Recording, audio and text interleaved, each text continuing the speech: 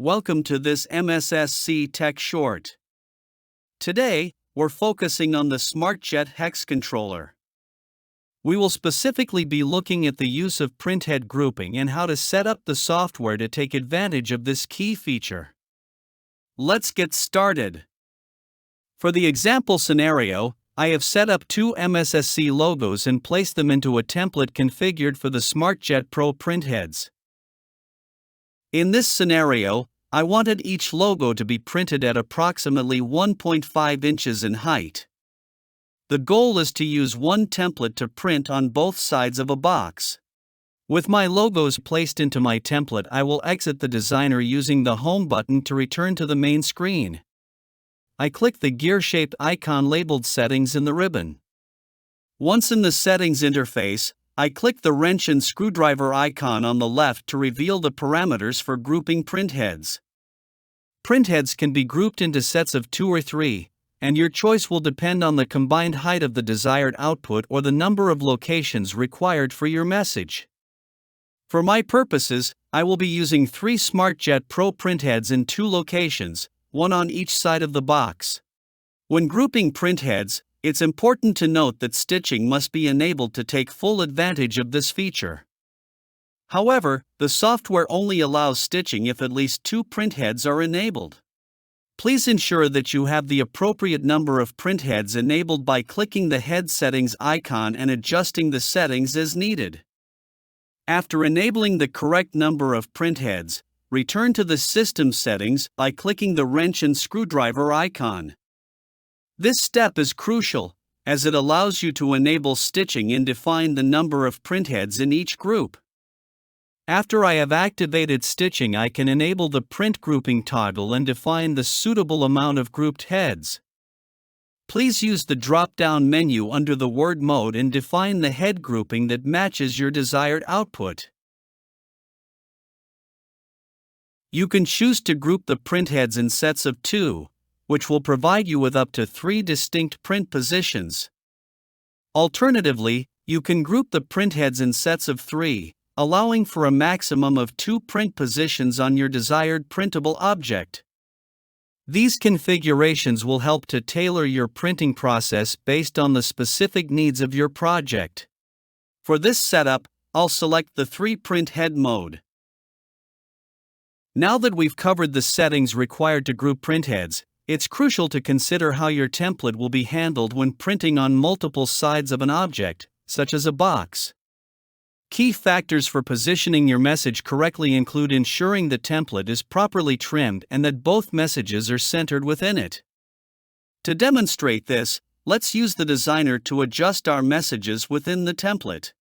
First, I'll align the 2 images so that they are centered with each other and positioned against the left edge of the template. Next, using the rulers, I'll determine the maximum width for the template. Notice how selecting the objects activates a gray bar visible on both the side and top rulers. This visual aid is helpful for determining where to trim your template. To trim your template, click the pencil square icon and enter the measurements you've determined to be the correct size. Then click Edit to accept the change. Now, let's click the Home button and save the changes before returning to the home screen. For a double-sided print with a grouping of 3 printheads, printing in 2 positions on opposite sides of a box, message positioning for Group 1 and Group 2 is essential for accurate printing. Since we're printing on opposite sides of a box, one of the print groups will need its print direction set opposite to the other. In the settings, under Head Settings, you can define the appropriate direction. Remember, since there are 2 groups, changing the direction of any printhead in the group will result in all printheads in that group matching the selected direction from the drop-down. Group 2 starts at head 4 and contains head 5 and 6.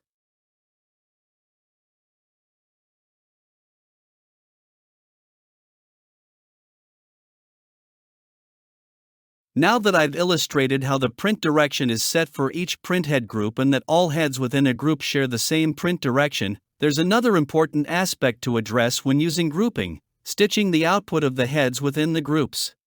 Let's take a look at the stitching parameters. First, click the gear icon to access settings, then select the top icon on the left to open the head settings. Here, you'll find the stitching category, where you can adjust the printhead alignment and stitch settings. Since grouping is tied to stitching, adjustments must be made to the head settings in the stitching section for every head beyond the first in each group. For example, if you have a group with 2 heads, the second head will require a printhead alignment in the stitching settings. This alignment can be set in millimeters or inches, depending on your controller's preference settings. Similarly, if you're grouping 3 heads, both the second and third heads will need alignment in the stitching settings.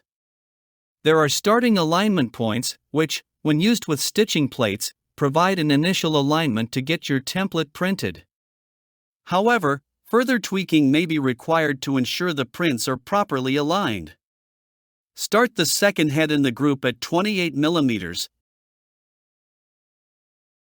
If you are using 3 heads in your grouping, position the third head at 56 mm. Ideally, these stitch printhead alignments will allow your template to align correctly. If your template is stacking images, you may need to adjust the stitch Y parameter to prevent overprinting. This setting does not apply to the first printhead in any group, but it should be adjusted for the second and third heads depending on the number of heads in the grouping. That's it. We hope this makes grouping printheads on the SmartJet Hex easier to understand and easy to implement. And as always, happy printing from MSSC.